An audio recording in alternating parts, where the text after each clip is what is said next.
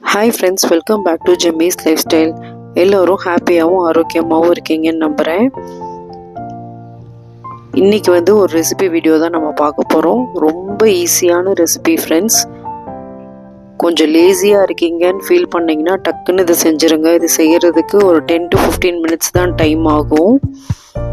அதுவும் இதை மண் சட்டியில் செஞ்சிங்கன்னா அதோடய ஃப்ளேவர் ரொம்ப நல்லாயிருக்கும்.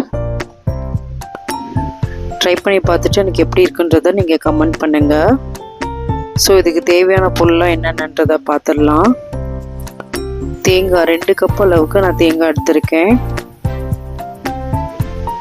ஒரு முக்கால் தேங்காய், 2 கப்புன்றது முக்கால் தேங்காய் அளவுக்கு. ஒரு 10 to 15 வரமிளகா, 3 டீஸ்பூன் கடலைப்பருப்பு, 3 டீஸ்பூன் உளுந்து.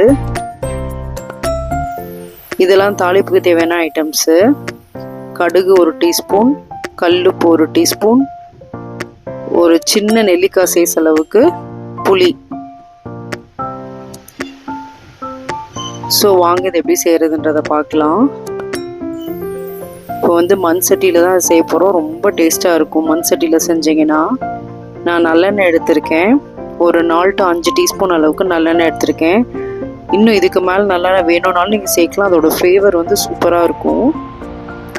ஸோ இப்போ நம்ம வெட்டி வச்சுருக்க தேங்காவை இதில் ஆட் பண்ணிக்கலாம்.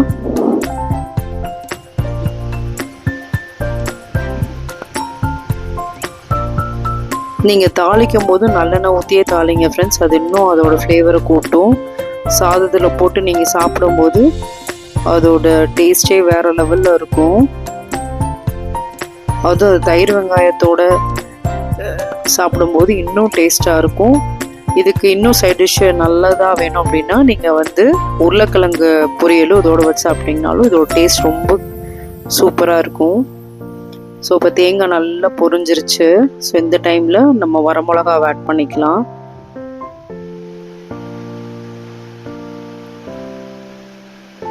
நல்லா வதக்கி விட்டுருங்க ஃப்ரெண்ட்ஸ்.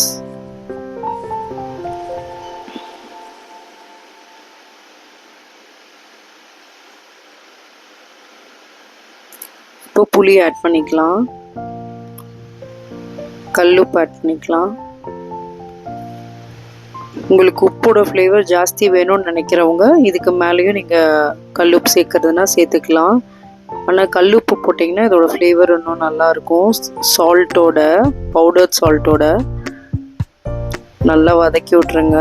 இது வதக்குனதுக்கப்புறம் நல்லா ஆற வச்சிடணும். இந்த மாதிரி கோல்டன் ப்ரௌன் ஆகணும். ஸோ நல்லா வதங்கிருச்சு. ஸோ இப்போ பாருங்கள் ஃப்ரெண்ட்ஸ், நல்லா ஆற வச்சுட்டேன் நான். இப்போ மிக்ஸி ஜாரில் மாற்றி இதை அரைச்சிக்கலாம். இப்போ தாளிப்புக்கு தேவையான ஐட்டம்ஸ் என்னன்றதை பார்க்கலாம். நல்லெண்ணெய் தான் எடுத்திருக்கேன். கடுகு ஆட் பண்ணிக்கிறேன் 1 டீஸ்பூன், 3 டீஸ்பூன் உளுந்து, 3 டீஸ்பூன் கடலைப்பருப்பு. நல்லா பொரிஞ்சு வரணும். அப்போ பெருங்காயம் ஆட் பண்ணிக்கோங்க, பெருங்காயத்தூள். அது ஒரு 3 டீஸ்பூன் இல்லாட்டினா 2 டீஸ்பூன் அளவுக்கு உங்கள் ஃப்ளேவருக்கு. சில பேர்த்துக்கு பெருங்காயத்தோட ஃப்ளேவர் பிடிக்காது, அவங்க கம்மியாக ஆட் பண்ணிக்கலாம். ஸோ அது நல்லா பொரிஞ்சிடட்டும். இப்போ தாளித்து முடிச்சாச்சு. ஸோ இதோட தயிர் வெங்காயம் உருளைக்கிழங்கு வச்சு சாப்பிட்டிங்கன்னா செம்ம டேஸ்ட்டாக இருக்கும். இந்த ரெசிபி ட்ரை பண்ணிவிட்டு எப்படி இருக்குன்றத சொல்லுங்கள்.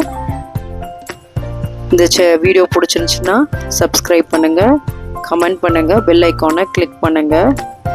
Until then, it's bye from Jemmy. See you next video.